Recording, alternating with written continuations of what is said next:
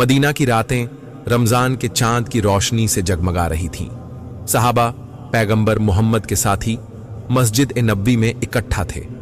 हर कोई इस मुकद्दस महीने की बरकतों में डूबा हुआ था, मगर अली नाम का एक नौजवान उलझन में था। वह पैगंबर मोहम्मद के पास आया और अदब से बोला, या रसूलुल्लाह, मुझे समझ नहीं आता कि रमजान का असली मकसद क्या है। हम पूरे दिन भूखे प्यासे रहते हैं, मगर इसका असली फायदा क्या है? रसूल अल्लाह मुस्कुराए।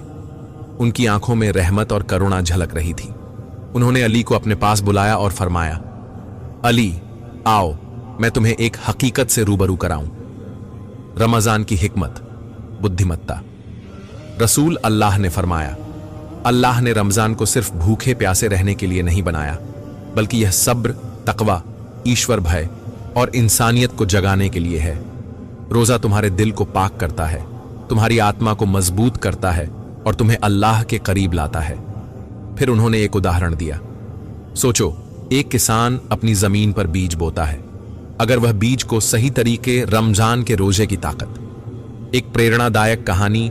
मदीना के एक छोटे से मोहल्ले में फैज नाम का एक नौजवान रहता था।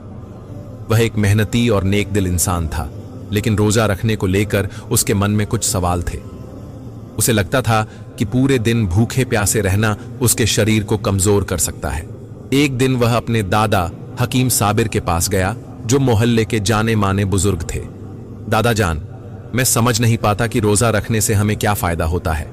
इससे तो हमारे शरीर को तकलीफ ही होती होगी। फैज ने सवाल किया। हकीम साबिर मुस्कुराए और बोले, बेटा आओ, मैं तुम्हें एक कहानी सुनाता हूं। रोजे का असली मतलब बहुत समय पहले बगदाद में एक अमीर सौदागर रहता था, जिसका नाम उमर था।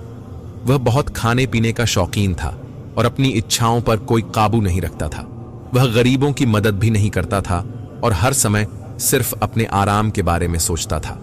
एक दिन एक बुजुर्ग दरवेश उसके पास आए और बोले, अगर तुम सच्ची खुशहाली चाहते हो तो 1 महीने तक रोजा रखो और अल्लाह से दुआ करो।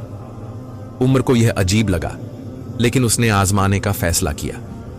जब उसने पहला रोजा रखा तो उसे एहसास हुआ कि भूख और प्यास की तकलीफ क्या होती है। दूसरे दिन उसे गरीबों की परेशानी का एहसास हुआ। तीसरे दिन उसके दिल में रहम आना शुरू हुआ और धीरे धीरे उसने गरीबों की मदद करना शुरू कर दिया। जब रमजान खत्म हुआ तो वह एक बदले हुए इंसान बन चुका था। उसने महसूस किया कि रोजा सिर्फ भूखे रहने का नाम नहीं, बल्कि आत्म संयम, करुणा और ईश्वर के करीब जाने का जरिया है। रोजे के फायदे और नुकसान। हकीम साबिर ने फैज की ओर देखा और बोले, देखो बेटा, रोजे के कई फायदे हैं। 1. आत्म संयम और धैर्य। रोजा हमें इच्छाओं पर नियंत्रण रखना सिखाता है। 2. गरीबों की तकलीफ समझने का मौका। जब हम खुद भूखे रहते हैं तो जरूरतमंदों की परेशानी को महसूस कर पाते हैं। 3. शरीर की सफाई। विज्ञान भी मानता है कि उपवास, फास्टिंग शरीर को डिटॉक्स करने में मदद करता है। 4. अल्लाह के करीब जाने का जरिया। रमजान में इबादत करने से दिल को सुकून मिलता है और आत्मा पवित्र होती है। लेकिन अगर कोई बीमार है, कमजोर है या रोजा रखने से उसकी सेहत पर बुरा असर पड़ता है तो इस्लाम उसे छूट देता है। अल्लाह रहम दिल है और किसी को तकलीफ में नहीं डालता। फैज को मिली नई रोशनी। फैज को अब रोजे का असली मकसद समझ आ गया था। उसने इरादा किया कि वह सिर्फ अपनी सेहत का ध्यान रखते हुए रोजा रखेगा, लेकिन साथ ही इस पवित्र महीने में गरीबों की मदद भी करेगा और अल्लाह से अपने गुनाहों की माफी मांगेगा। इस तरह रमजान सिर्फ एक धार्मिक कर्तव्य नहीं, बल्कि आत्मा को पवित्र करने और समाज में इंसानियत बढ़ाने का एक जरिया है। शुक्रिया दादा जान, अब मैं रोजे को सिर्फ भूखा रहने का नाम नहीं, बल्कि एक पाक सफर समझूंगा, फैज ने कहा और खुशी खुशी अपने रमजान के पहले रोजे की तैयारी करने लगा। रमजान मुबारक। आत्मशुद्धि और रहमत का महीना। रमजान का पाक महीना हमें संयम, धैर्य और परोपकार की सीख देता है। यह सिर्फ भूखे प्यासे रहने का नाम नहीं, बल्कि आत्मशुद्धि, खुदा के करीब जाने और जरूरतमंदों की मदद करने का बेहतरीन अवसर है।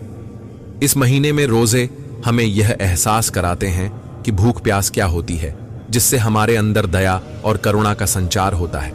इबादत, तिलावत और नेक कामों के जरिए हम अपनी आत्मा को मजबूत बनाते हैं और अल्लाह की रहमतों को अपने जीवन में आमंत्रित करते हैं। आइए इस रमजान हम सभी मिलकर इंसानियत, भाईचारे और मोहब्बत का पैगाम फैलाएं। जरूरतमंदों की मदद करें, अपने गुनाहों से तौबा करें और नेक राह पर चलने का संकल्प लें। अल्लाह हम सबको रमजान की बरकतों से नवाजे और हमें सच्ची राह दिखाए। रमजान मुबारक।